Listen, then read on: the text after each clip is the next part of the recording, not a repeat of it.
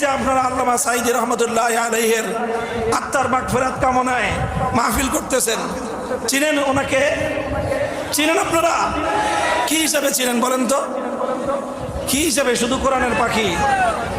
কোরআনের পাখি এটা সহজ পরিচয়, কোরআনের পাখি সহজ পরিচয়, কিন্তু উনি ইস্তেকামতের সাথে থেকেছেন জীবনের শেষ মুহূর্ত পর্যন্ত। আমাদের জানা মতে এটা হলো কঠিন পরিচয়।